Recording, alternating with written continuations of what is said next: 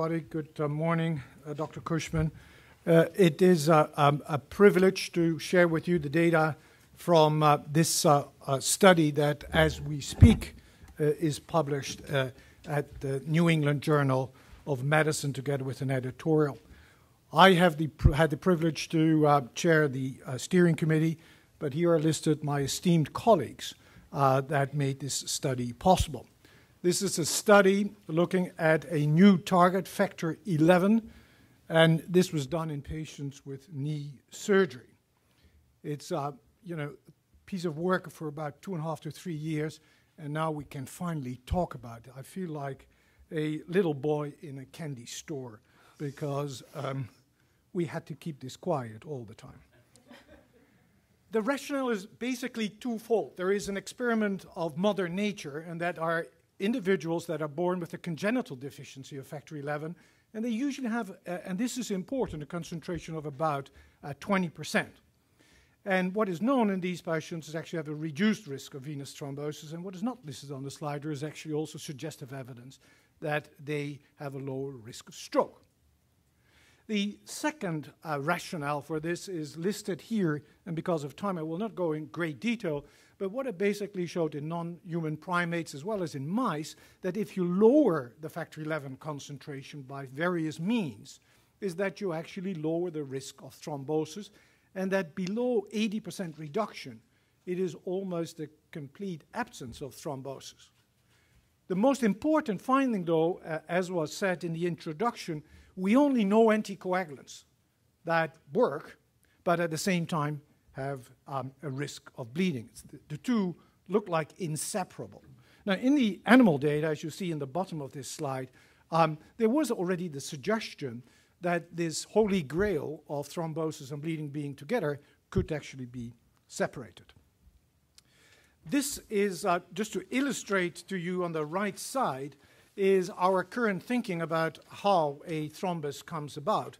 And if you see up here, surgery causes tissue damage, and the tissue damage exposes tissue factor, and then that through the extrinsic pathway will lead to thrombin generation and to fibrin.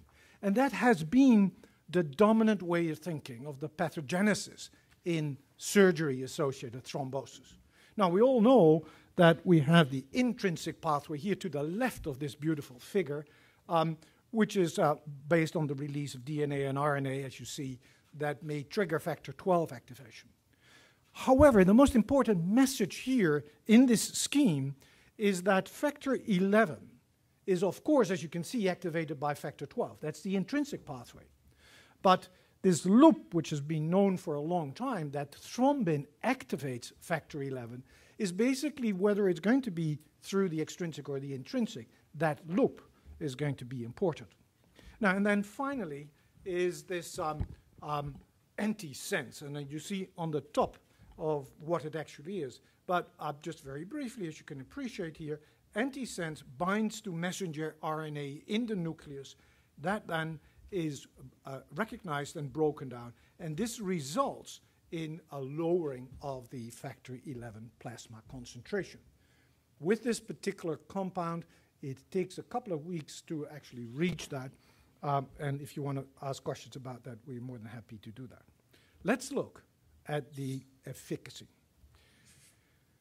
Let me show you first the enoxaparin. These are patients undergoing knee surgery, and the venogram was done 8 to 12 days, around that period, and we looked for asymptomatic venous thrombosis. And for those of you who are familiar with this model, is what you see here is 21 out of these 69, that is 30% of these patients had evidence of venous thrombosis. And for your information, one was symptomatic, as you can see, and the remaining 20 were detected by venogram. That's a normal situation with enoxaparin. Let's then look at the 200 milligram. That's one of the two doses that was studied. And here you see the data for the 200 milligram.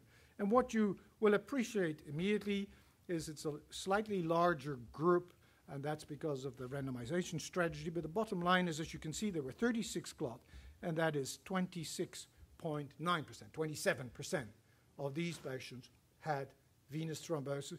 And in the bottom here, you can see 2 of them were symptomatic, and the remaining, were asymptomatic. But this next one is the candy store experience. Because in the 300 milligram that included 71 patients, only 3 clots were present, and that is 4.2%, a rate which has never ever been seen in this setting of knee surgery, where the best evidence is in the order of 10 to 15%. Interestingly, as you can see, these 3 clots are all 3 asymptomatic. A priori, we defined that the adjudication committee would look at the extent of venous thrombosis, and I don't have time to go in great detail, but what I'd like to share with you is this distribution. Because from the top is, as you can see, bilateral on both legs, from the calf all the way up to the thigh, and isolated large proximal. And what you will see immediately from this slide is that if we go to the 300 milligram, it really is all 0, and we're dealing not only with a very reduced rate of venous thrombosis, but I can tell you, we've seen these clots, they are tiny little clots of about that size. Now, the big question, of course, we were used to get better efficacy, but there was always a price to pay. And there we go. This is the bleeding rate with enoxaparin. As you can see here, there were 6. Our primary safety or principal safety was major clinically relevant. There were 6 of these episodes, that's 8.3, and you can see the breakdown here. Let's then look at the 200 milligram group. 4 bleeds in this group, that's 2.8%.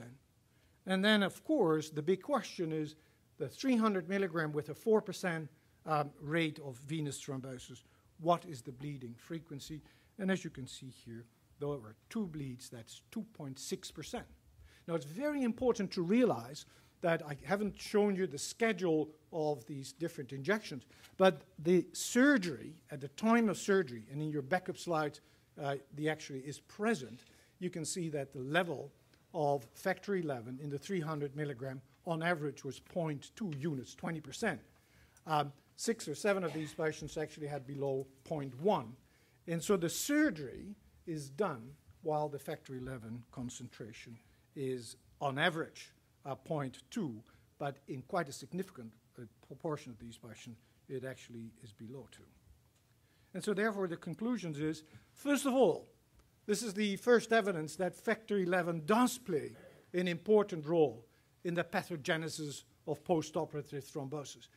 The knee surgery was always seen as a tissue factor-driven one, and we cannot exclude that that plays a role, but we can conclude that factor 11 is indeed, or has a role in the genesis of postoperative venous thromboembolism.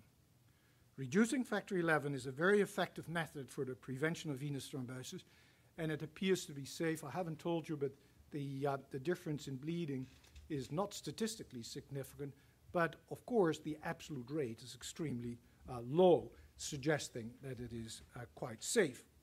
These findings support the concept that thrombosis and hemostasis, at least for the first time in my life, can be separated. And of course, this is an early start. We are currently planning and heavily discussing the next step. But you will agree with me that Vector 11 ASO is a promising new investigational antithrombotic agent. With that, I'd like to conclude and show you the study committee members.